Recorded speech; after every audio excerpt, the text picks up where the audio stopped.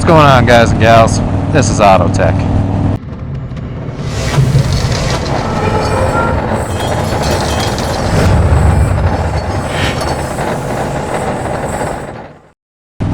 So today I'm going to take some time here and I'm going to show you guys a pretty popular motorcycle route that I happen to probably take for granted. I mean, I grew up in the area. I've driven the road probably a couple hundred times, so it's nothing new and exciting to me. But for anyone that's coming to this area, or people who aren't sure, it's actually a super popular route, and it's got everything you really need. I mean, it's got scenery, it's got curves, it's got bad roads, and reckless drivers. So, I mean, what else do you really need for a trip like that? Chance of death and some good scenery, spots to stop along the way.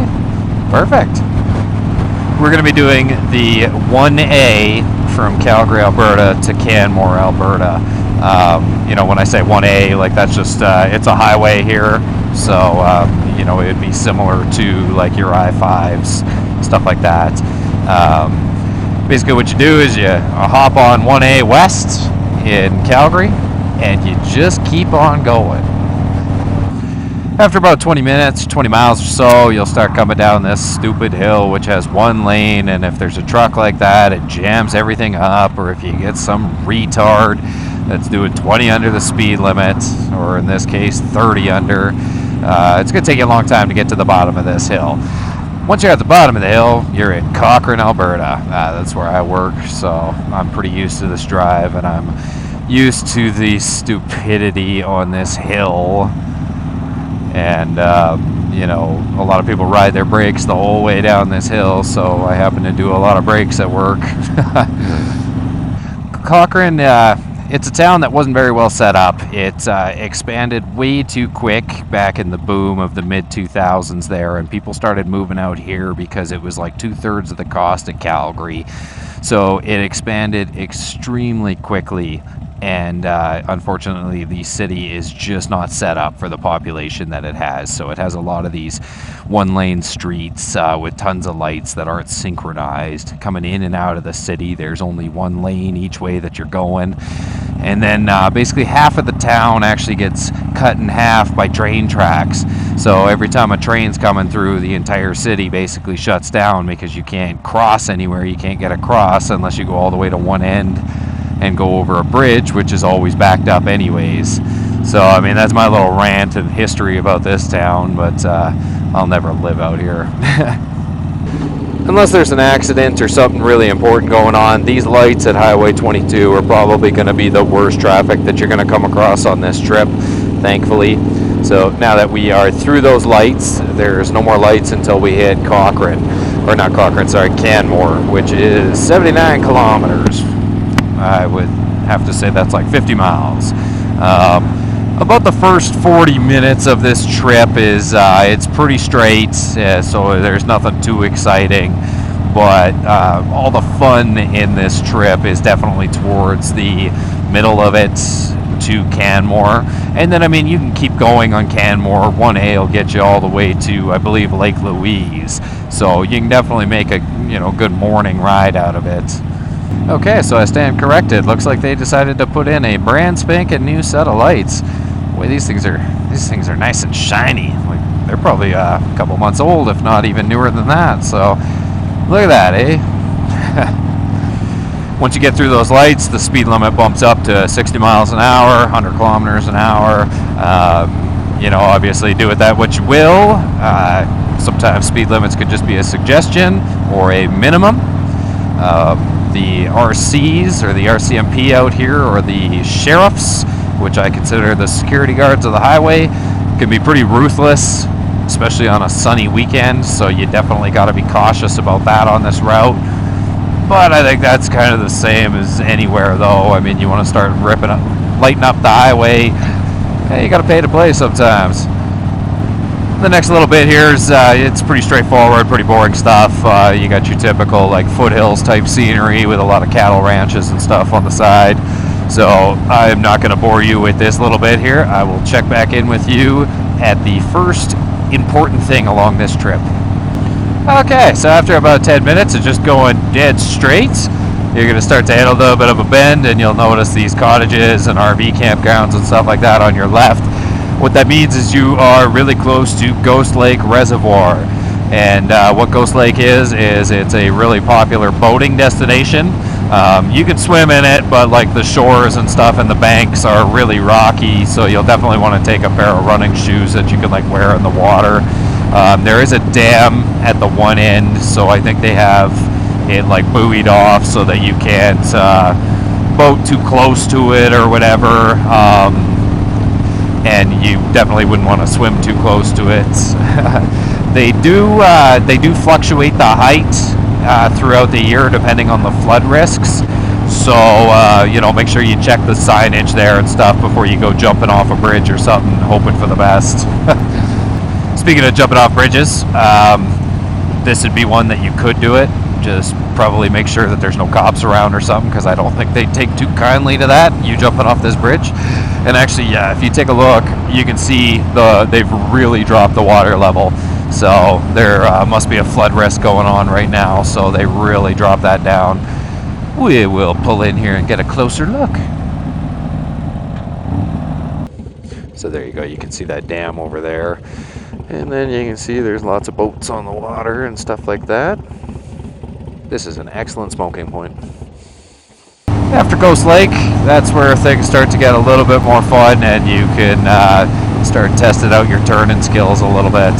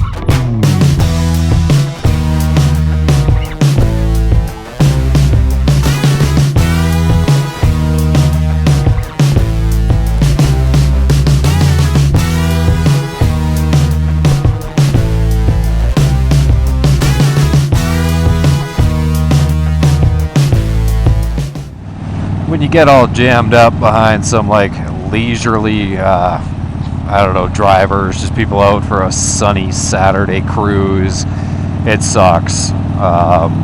These guys are doing like way under the speed limit, and they're just no cares in the world. And it seems like every time I get to like a passing section, I mean, I can't pass because there's another vehicle coming or whatever. So this guy sucks. Well, whatever, I guess. I mean, it's a sunny Saturday afternoon. I don't have anywhere to be, so I guess I could just relax a bit. Okay, so on the right here, this turn takes you to Mount Yamnaska. Now, the deal behind that is it's just a super popular like hiking spot. You know, it's a good Instagram hashtag, I guess. I mean, I see a lot of people climbing up there just to fucking strike a stupid pose up top, and then like hashtag fit life. You know, I got no problem with people that do that kind of stuff, but I just find it funny how the trends go sometimes on social media.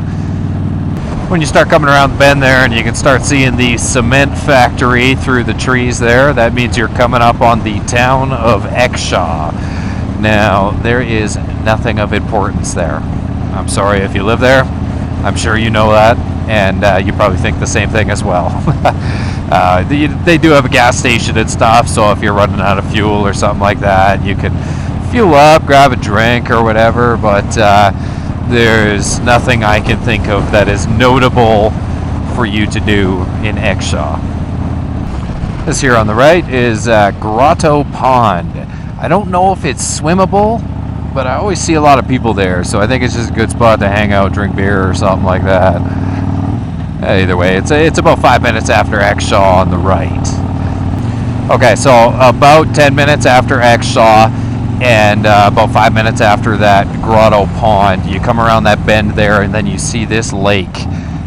If you take this left, and then you take it immediate right, which I will show you in a second here. So you take this immediate right, come down this little bend here. Oh man, that's flooded out. Well, that's not good. Okay, well, we'll make it through this. We'll be okay.